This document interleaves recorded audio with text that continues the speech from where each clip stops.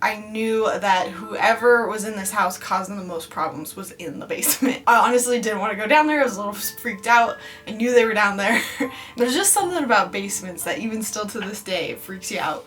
Welcome back, you guys. Today I'm going to be doing a house cleansing and sort of walking you through the process of what I do when a client calls me up because they think they have a spirit in their home. Please subscribe to my channel if you want to see more psychic development tips and psychic readings. So I'm going to be taking you guys along with me tonight. I have a client that basically called me up.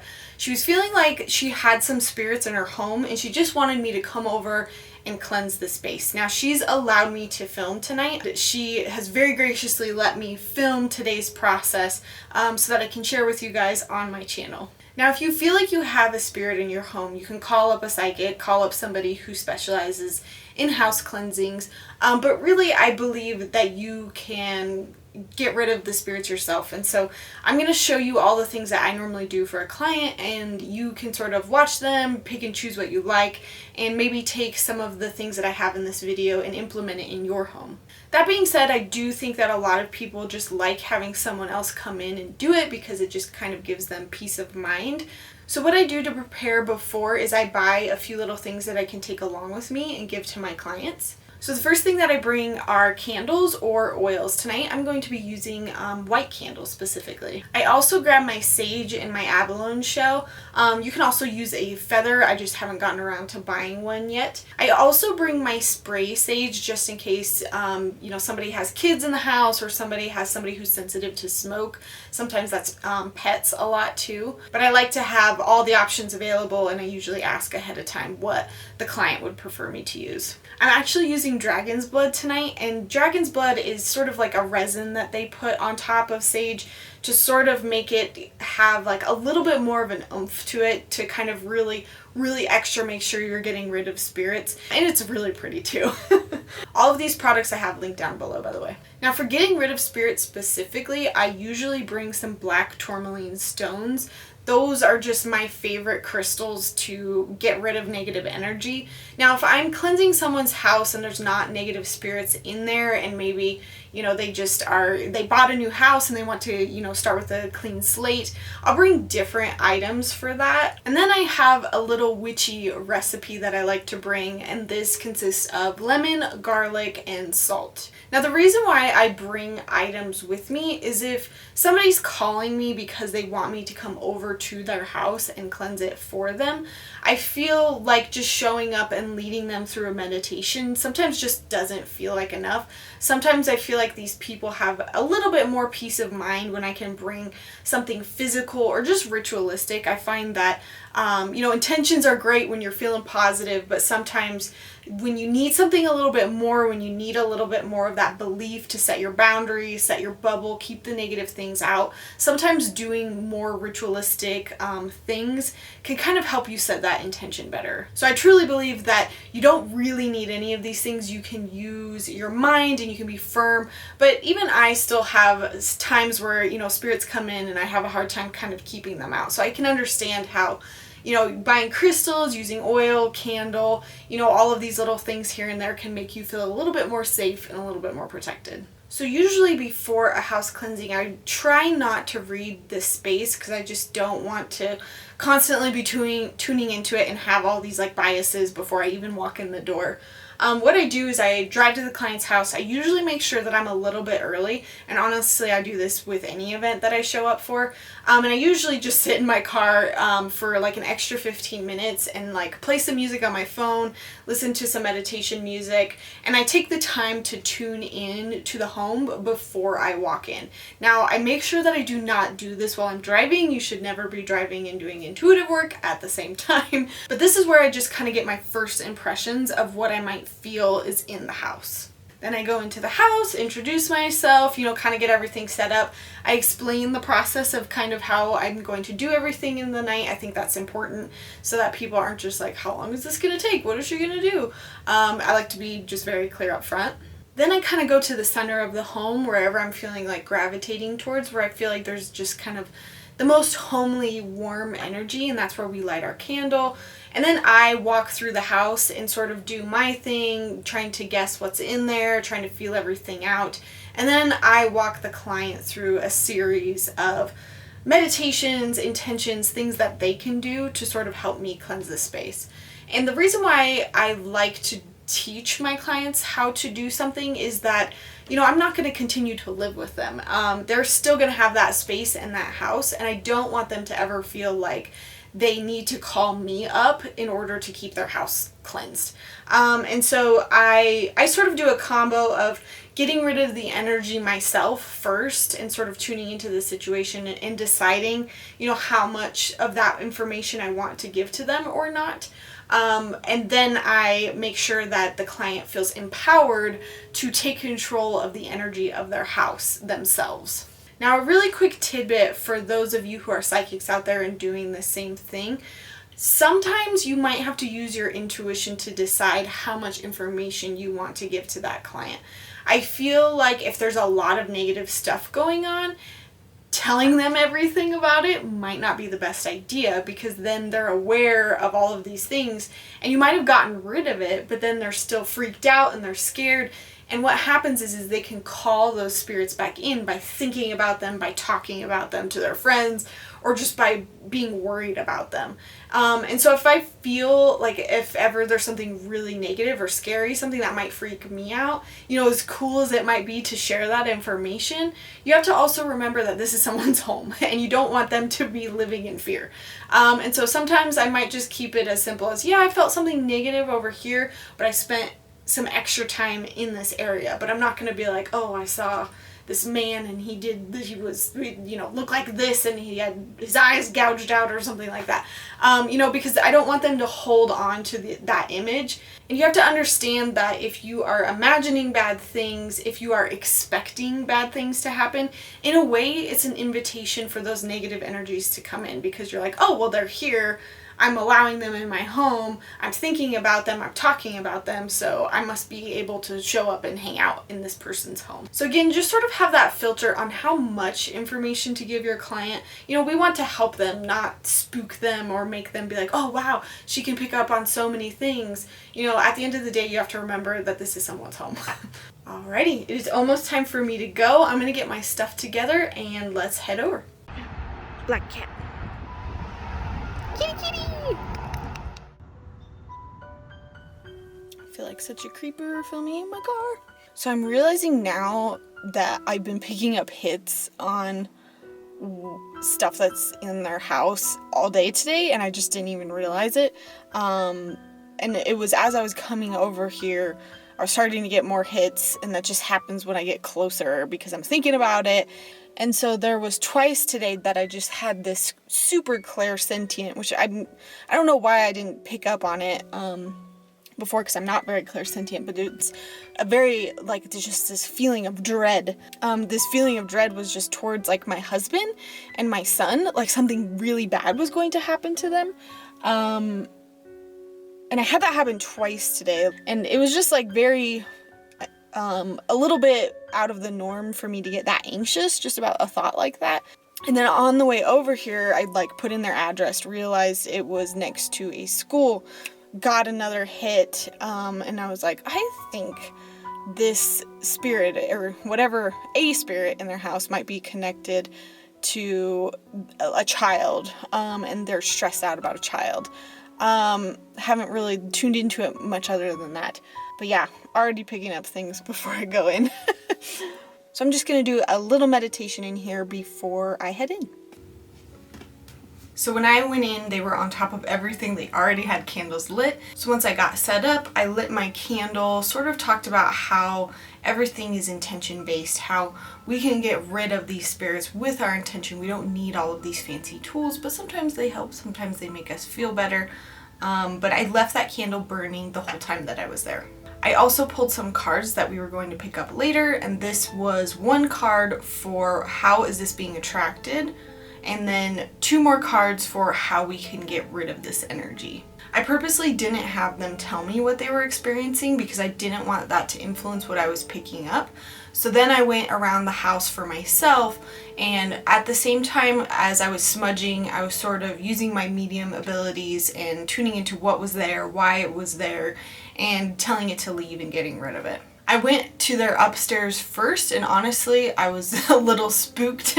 They kept kind of jumping out at me.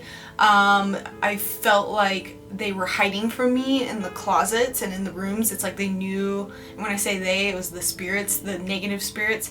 They knew I was there to get rid of them, and they were kind of moving from room to room, hiding from me, which is interesting because sometimes they'll be the opposite and they'll stand their ground and like try to like fight it a little bit. But these ones knew I meant business, and they were just kind of hiding from me in each room. And I was very clairvoyant. I was seeing them all over. I kept like seeing faces, and they were just like purposely trying to like spook me a little bit. So it took me a second to like get a handle on things, but kind of set my bubble of protection. They actually had a spirit guide that told me to go upstairs first, and she was like, this is where it's the cleanest, so I want you to be most comfortable, so start up here. When I was in the upstairs room, that's where I felt like that woman came into play again.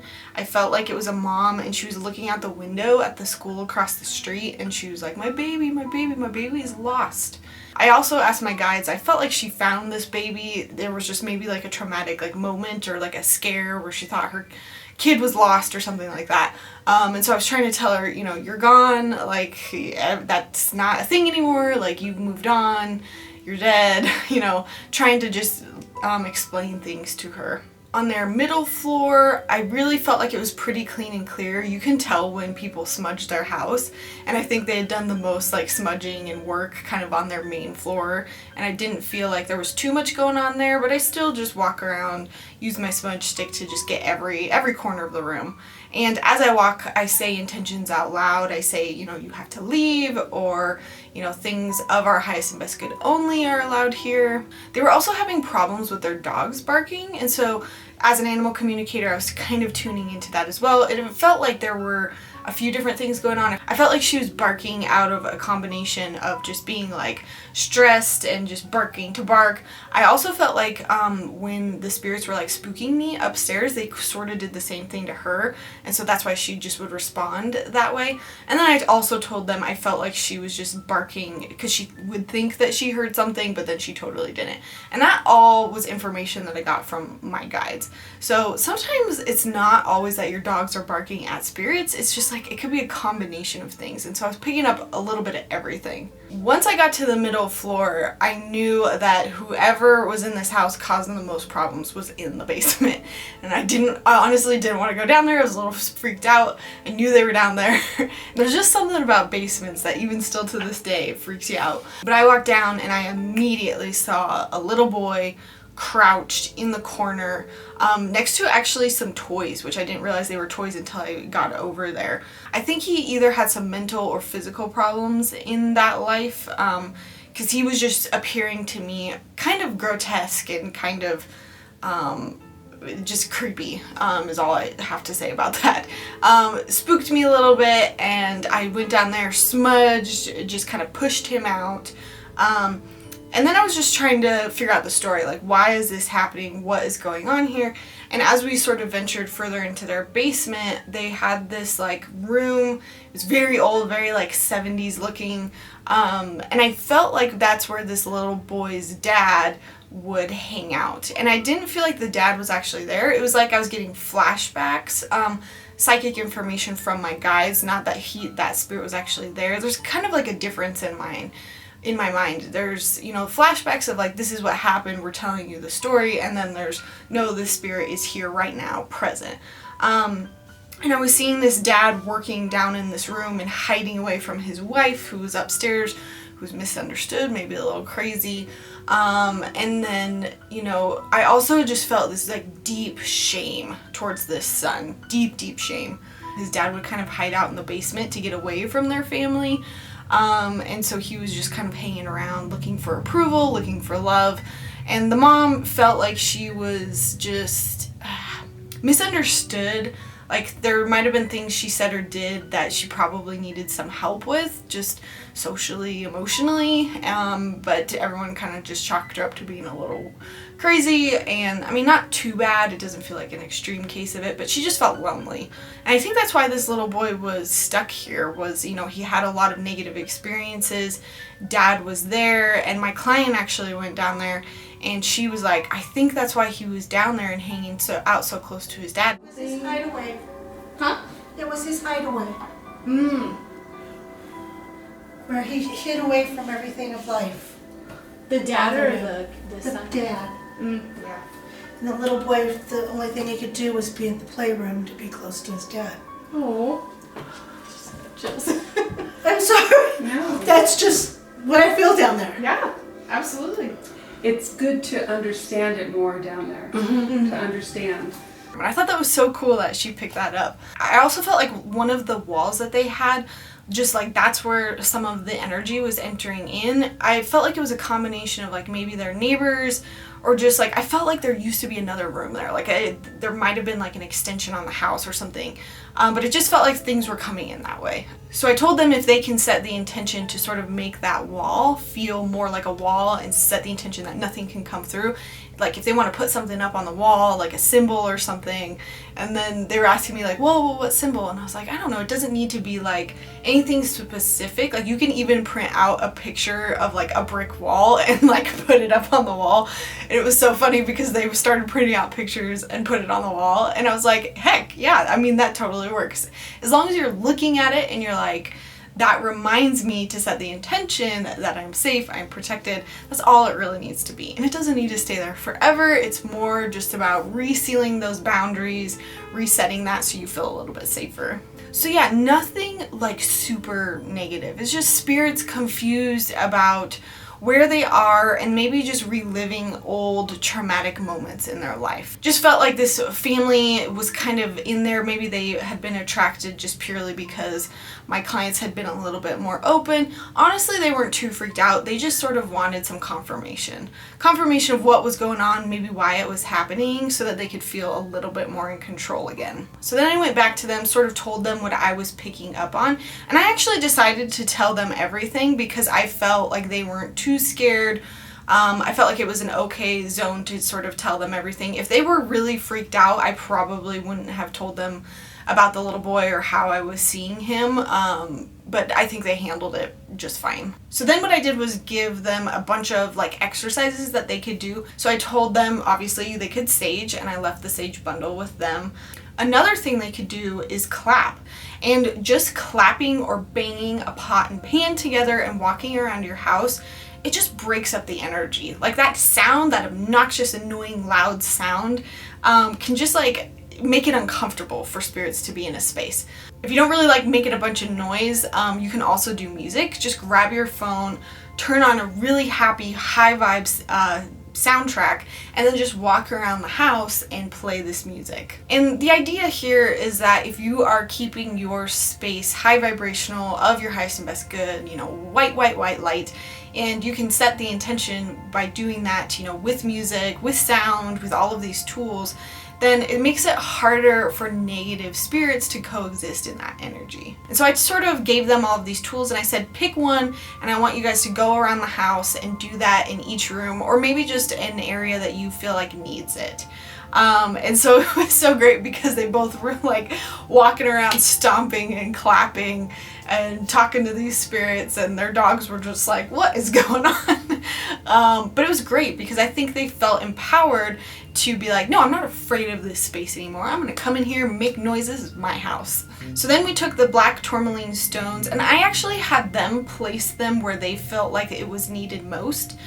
So they put one up against the wall, they put one down in this basement where they felt like this dad's energy had started, and then they also put one in the upstairs bedroom where this mom figure was. And just to give it some even more oomph and make them feel like they have a ton of exercises that they can leave with, I gave them a recipe that's sort of like a witchy recipe for getting rid of negative energy. And what you do is you take some lemons, cut them up, put some salt on them, and push some garlic inside. And this is supposed to absorb negative energy, and you can put this anywhere in the house. So again, I had them place it where they felt like needed it most. And with all of these things, you don't have to leave them out forever, especially if you have like kids or animals in your house. It's more just about this temporary solution to make you feel a little bit better. I also was feeling like in the moment to tell them to leave the basement lights on that night specifically, because it was more of an intention of, you know what, just because Lauren leaves, just because we shut these lights off again, I don't want those spirits to come back. You know, you're not allowed to come just because that happens. So I told them to do that night. After all of us had kind of gone through the house together, I pulled the tarot cards. Basically the first one of why we were attracting this. I felt like it was a lot of family stuff. And then for the cards of how we can get rid of it, flipped those over and sort of gave them a brief intuitive reading. Honestly, I was doing that throughout the whole night, just giving them more bits of advice, you know, little things to do here and there. And then the last thing that I do at the end of the night for these clients is I lead them through a meditation, and I teach them 3 meditations, and then I usually just walk through one of them. So the first one I teach them is about setting your bubble. You can imagine this bubble around your house, and it's a protective bubble and nothing can get in.